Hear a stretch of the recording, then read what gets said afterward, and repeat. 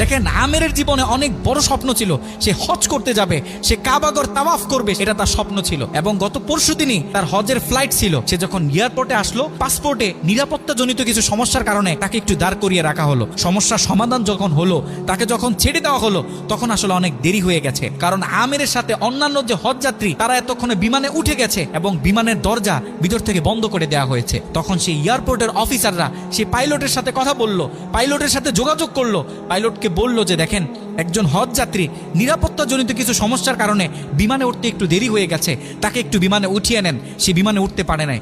তখন পাইলট স্পষ্ট বলেছে, যেই বিমানের দরজা একবার বন্ধ হয়ে গেছে, সেই বিমানের দরজা দ্বিতীয়বার কারোর জন্য আর খোলা হবে না। একথা বলে পাইলট বিমানটা আকাশে ফ্লাই করলো।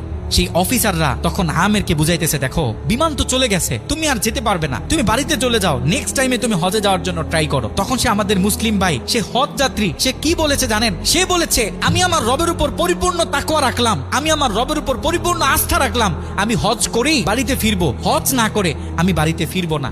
কথা বলে সে এয়ারপোর্টে দাঁড়িয়ে রইল। ঠিক কতক্ষণ পর সেই বিমান থেকে এয়ারপোর্টে মেসেজ করা হলো যে বিমানের ভিতরে যান্ত্রিক সমস্যা দেখা গিয়েছে, খুব ইমার্জেন্সি, বিমানটা সেই এয়ারপোর্টে ল্যান্ড করতে হবে। বিমানটা যখন এয়ারপোর্টে ল্যান্ড করা হলো, যান্ত্রিক যে ত্রুটি, এই ত্রুটিগুলো যখন সমস্যার সমাধান করা হচ্ছে, তখন সেই অফিসাররা সেই পাইলটের সাথে কথা বলেছে যে দেখেন, কোনোভাবে এই যাত্রীটা একটু নেওয়া যায় কিনা, সে তো হজ করার উদ্দেশ্যে বাড়ি থেকে বের হয়েছে, সে তো বাড়িতে যেতে চাচ্ছে না, হজ না করে তাকে একটু নিয়ে নেন। তখনও সে পাইলট বলেছে যে না। একথা বলে সে পাইলট আবারও বিমানটা আকাশে ফ্লাই করালো। তখনও সে অফিসাররা আমেরকে গিয়ে বোঝাচ্ছে। আমের তখনও বলতেছে, আমার রবের উপর আমার পূর্ণ আস্থা আছে, আমি তো আমার রবকে চিনি, সে আমাকে হতাশ করবে না, সে আমার মনের আশা রাখবে, আমি হজ করেই বাড়িতে ফিরবো। কথা যখন বলতেছে, এর ঠিক কিছুক্ষণ পরে আবারও সেই বিমান এয়ারপোর্টে মেসেজ করলো যে বিমানের ভিতরে এখন আগের চেয়ে বেশি কিছু যান্ত্রিক ত্রুটি দেখা গিয়েছে, বিমানটা আকাশে ফ্লাই করতেছে না, বিমানটা এমার্জেন্সি, আবার এয়ারপোর্টে ল্যান্ড করতে হবে।